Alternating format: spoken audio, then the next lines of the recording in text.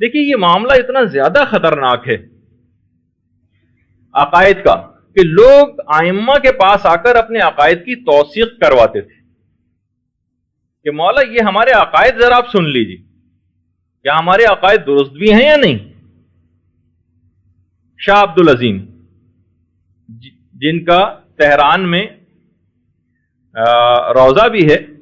کہ جن کے متعلق یہ بات ملتی ہے کہ ان کی زیارت کا ثواب ویسے ہی ہے جیسے امام حسین علیہ السلام کی زیارت کا ثواب۔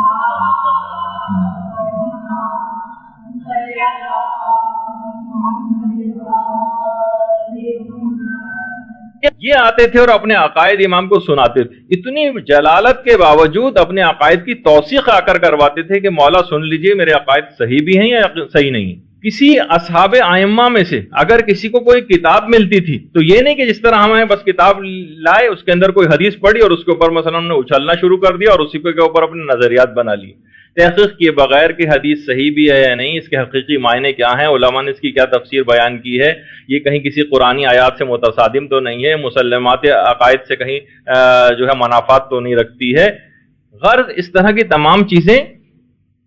ائمہ کے اصحاب اپنی کوئی کتاب بھی ان کو ملتی تھی اور کسی آتھینٹک آدمی سے بھی ملتی تھی تب بھی امام کی خدمت میں آ کر پیش کرتے تھے۔ جیسے ایک دفعہ ملتا ہے کہ ابو جعفر جعفری کہتے ہیں کہ یونس ابن عبد الرحمن کی کتاب ہم کو ملی۔ یونس ابن عبد الرحمن 3 ائمہ کے بہت قریب ترین صحابیوں میں شمار ہوتے تھے، ان کے کتاب تھی یوم و لیلہ۔ لوگ امام کے پاس آئے، امام حسن عسکری علیہ السلام کے پاس،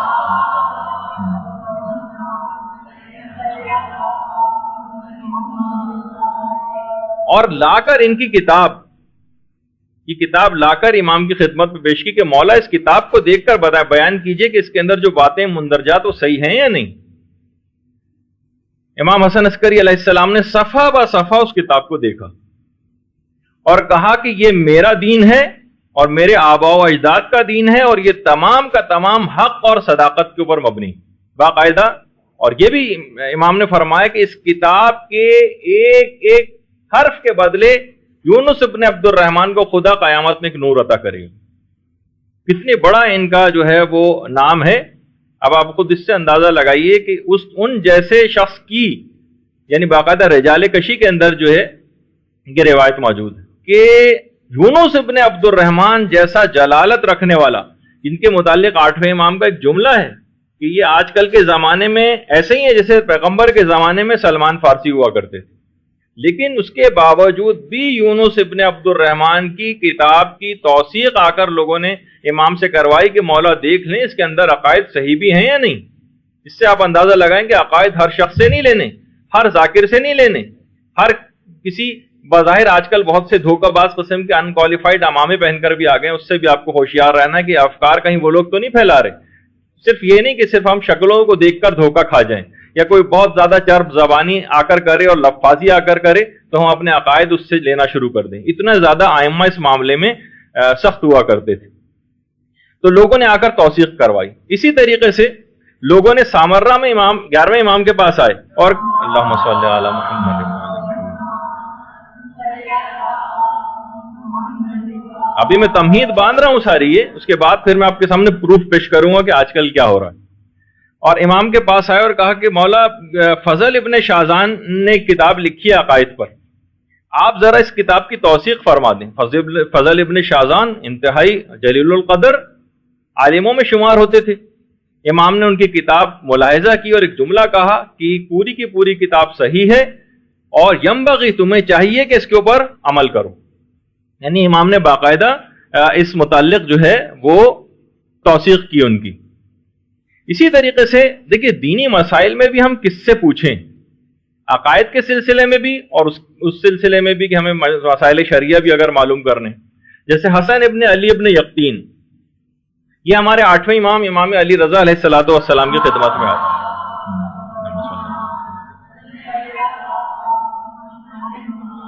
کہا کہ مولا میں ہر وقت آپ کی خدمت میں حاضر ہو کر مسائل شریعہ نہیں پوچھ سکتا، ظاہر ہے کہ ہو سکتا ہے کہ بہت دور ان کی رہائش ہو۔ کہا کہ کیا آپ یونس ابن عبد الرحمن کو، جن کا اس سے پہلے تذکرہ آیا، کیا آپ ان کو قابل اعتماد سمجھتے ہیں؟ کیا ہم اپنی معلومات ان سے حاصل کر سکتے ہیں مسائل شریعہ سے متعلق؟ امام نے فرمایا ہاں، یونس ابن عبد الرحمن سے تم معلومات لے سکتے ہو. یعنی ہر کس و ناقص نہیں کہ مولا جو بھی ممبر پہ بیٹھ جائے, امام نے کہا جو بھی بیٹھ جائے اس سے جا کر معلومات لے لو, نہیں کہا کہ یونس ابن عبد الرحمن کی امام نے تائید کی. اسی طریقے سے علی ابن مسیب, یہ بھی ہمارے 8ویں امام کے پاس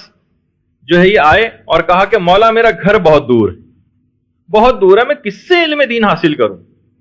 دیکھیے یہ خود جملہ بتا رہا ہے کہ علم دین حاصل کرنے میں لوگ کتنا زیادہ کہ امام کے پاس آ کر پوچھا کرتے تھے, حالانکہ خود امام موجود ہے. کہا کہ مولا میرا گھر بہت دور ہے, آ نہیں سکتا ہے بار بار آپ سے چیزیں پوچھنے کے لیے, کس سے میں علم دین حاصل کروں.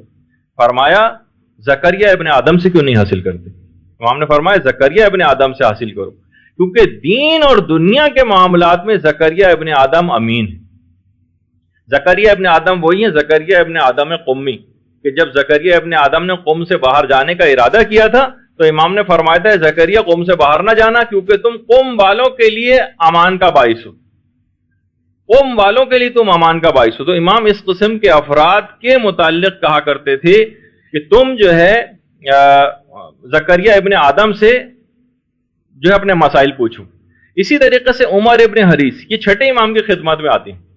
اور آ کر کہتے ہیں کہ مولا میں آپ پر قربان, کیا میں اپنے عقائد اور اپنے دین کو آپ کی خدمت میں پیش نہ کروں. دیکھیے خود آ کر اپنے عقائد کو پیش کرتے تھے. امام نے فرمایا ہاں اپنے عقائد پیش کرو. اس کے بعد عمر ابن حریث نے سارے اپنے عقائد بیان کیے. تو امام صادق نے سن کر کئی مرتبہ یہ بات عمر ابن حریث سے ارشاد فرمائی کہ خدا تم پر رحم کرے, خدا تم پر رحم کرے, خدا تم پر رحم کرے. بخدا یہی خدا, اس کے ملائکہ اور میرے آبا و اجداد کا دین ہے, اور اس دین کے علاوہ خدا کسی اور دین کو قبول نہ کرے گا. تو اتنی مسائل کے اندر اور اتنی عقائد کے اندر اتنی باریک بینی کے ساتھ ائمہ معصومین علیہم السلام کام کیا کرتے تھے. اور ائمہ خاص طور پر دینی معاملات میں انتہائی شدت کے ساتھ گرفت کرتے تھے. دینی معاملات میں بڑی شدت کے ساتھ ایک ایک حرف کی کمی بیشی کو برداشت نہیں کرتے تھے دین کے اندر, حتیٰ کہ دعاؤں کے اندر برداشت نہیں کرتے تھے. دیکھیے یہ صرف اس وجہ سے میں بتا رہا ہوں کہ یہ معاملہ کتنا سخت ہے. یہاں ہر کتاب کو پڑھ کر, کسی بھی ذاکر سے سن کر, کوئی بھی خود ساختہ تعویل کسی بھی حدیث کی کر کے ہم اپنے پورے عقیدوں کی عمارتیں اس کے اوپر کھڑی کر لیتے ہیں, جو کہ انتہائی خطرناک رویہ ہے. اس سے لوگوں کے دماغ کتنے تبدیل ہو گئے ہیں. میں ابھی آگے چل کر کچھ کلپس آپ کو دکھاؤں گا, آپ حیران ہو جائیں گے کہ اتنی تبدیلی آ چکی ہے معاشرے کے اندر. اور ہم آنکھیں بند کر شتر مرغ کی طرح سے اگر زمین کے اندر اپنا منہ دبا لیں یا کان آنکھ بند کر کے بستر پہ لیٹے رہیں اور ہر پوری دنیا مافیا سے بے خبر رہیں, تو واقعی ہر چیز بالکل ٹھیک نظر آئے گی آپ کو. بالکل سب صحیح جا رہا ہے ماشاءاللہ,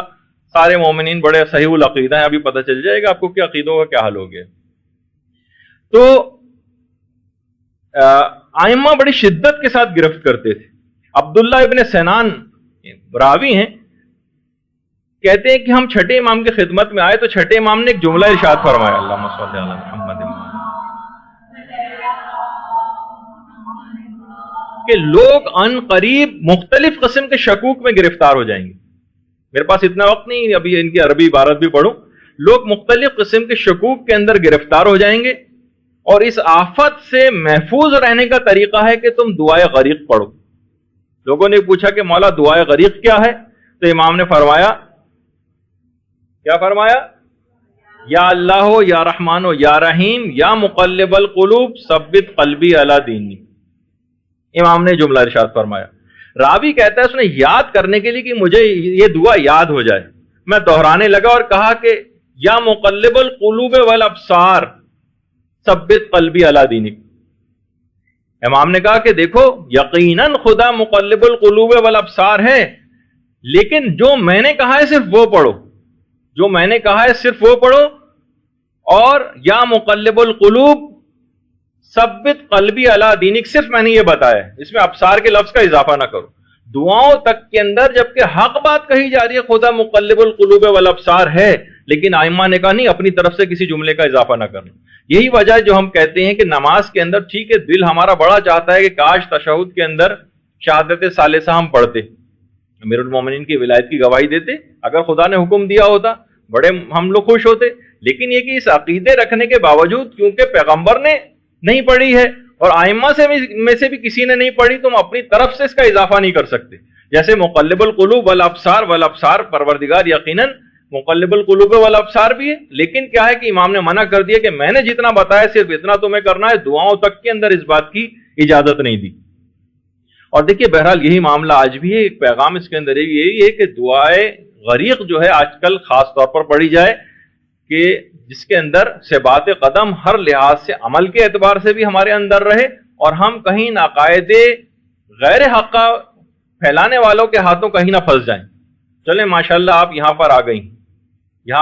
ہیں، آپ بات سن رہی ہیں، چیزوں کو سمجھ رہی ہیں، لیکن وہ افراد جو کہ دینی مدارس کا مثلا رخ نہیں کرتے یا ان سے دشمنی رکھتے ہیں کہ صحیح بات، تو وہ ظاہر ہے انہی طرح کی مذہبی محفلوں کے اندر جاتے ہیں جہاں پہلے سے وہی افراد سب کے سب ممبروں کے اوپر چھائے ہوئے ہیں، جن کی اکثریت ظاہر ہے کہ صحیح طور پر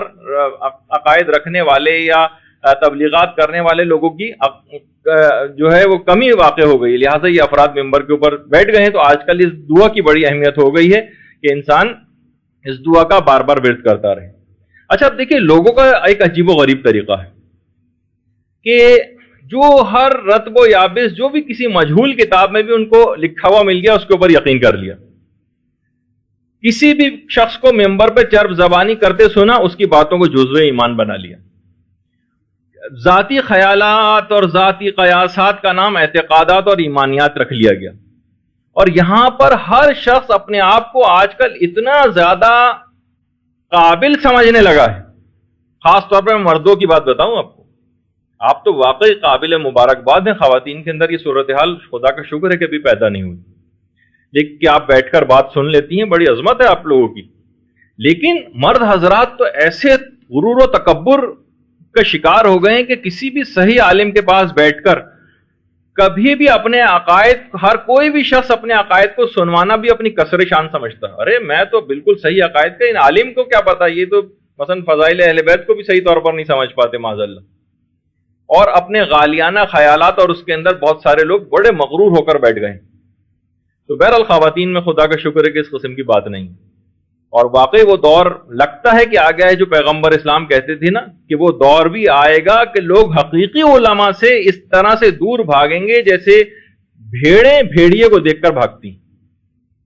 باقاعدہ یعنی بھیڑیں بھیڑیے کو دیکھ، حقیقی علماء سے ایسا دور بھاگیں گے۔ جامع الاخبار کی جو روایت ہے اس طرح سے لوگ بھاگیں گے، اور آج ہمیں نظر آ رہا ہے کہ علماء کے پاس کوئی بیٹھنے کو اس لحاظ سے تیار نہیں۔ ہمیں کہیں نظر نہیں آتا کہ کوئی افراد میں سے کوئی شیخ مفید کی، بڑے بڑے علماء کی کوئی کتاب پڑھتا ہو، شیخ صدوق کی کوئی کسی نے کتاب پڑھی ہو، شیخ مرتضیٰ انصاری کی کسی نے کتاب پڑھی ہو، شیخ توسی کی کتاب کسی نے پڑھی ہو، علامہ مجلسی کی بھی سوائے ایک دو جو ترجمے ہو گئے وہ بھی شاید ہی کسی نے پڑھی ہو، شیخ بہائی کی کتاب کسی نے پڑھی ہو، علامہ ہلی کی پڑھی ہو، میر باقر داماد، موجودہ مراجع مثلا امام خمینی کی کتابیں ہیں اور دیگر مراجع کی کتابیں ہیں، اور اب کتنی افکار اور چیزیں ترجمہ ہو کر بھی آ رہے ہیں، لیکن ہمیں نہیں نظر آ رہا کہیں پہ بھی کہ لوگ ان بڑے علماء کی کتابیں کہیں پڑھتے ہیں۔ یہ ایک بہت خطرناک صورتحال ہو گئی۔ یہی وجہ ہے کہ آج کل کے دور میں بس ہماری جو فریضہ واجبی ایک لحاظ سے ہمارے جو ہو گیا ہے وہی جو کہ امام نے اپنی توقیع کے اندر جملہ ارشاد فرمایا تھا کہ وَأَمَّا الْحَوَادِثُ الْوَاقِعَةُ فَارْجِعُوا فِيهَا إِلَىٰ رُوَاةِ أَحَادِيثِنَا فَإِنَّهُمْ حُجَّتِي عَلَيْكُمْ وَأَنَا حُجَّةُ اللَّهِ، یعنی عام زندگی میں پیش آنے والے جتنے بھی مسئلے ان سب کے لیے ہمارے راویان حدیث یعنی مجتہدین کی طرف رجوع کرو، کیونکہ بہرحال یہ مجتہدین ہی ہیں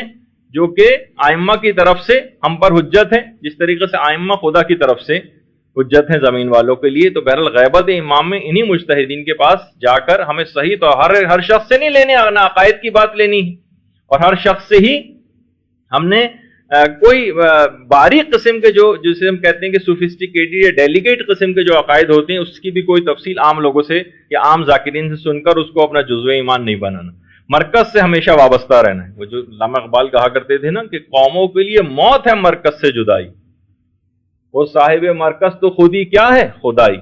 تو بہرحال اگر مرکز سے انسان اپنا وابستگی برقرار رکھے ان علماء سے، ان مراجع سے، تو وہ کبھی بھی گمراہ نہیں ہو سکے گا۔ اور ان افراد جن کے بھی میں کلپس بھی آپ کو دکھاؤں گا، یہ جگہ جگہ تنزن لوگوں کو علماء سے جو ہے وہ برگشتہ کرتے ہیں اپنے ایک ایک جملے میں، یہ مولوی، یہ ملا، یہ مجتہد، بڑے سے بڑے مجتہد کو لے آؤ، وہ اس کی معرفت کا وہ معیار نہیں ہے وغیرہ بھی بہت سی چیزیں آپ سنیں گی۔ یہ ان سے ان کو ہٹانا چاہتے ہیں تاکہ بہرحال جیسے میں نے اس سے پہلے کہا تھا ایک دفعہ کہ یہ پوری قوم ایک کٹی ہوئی پتنگ کی مانند بن جائے، پھر جس کی جب مرضی چاہے اس کو لوٹ لے.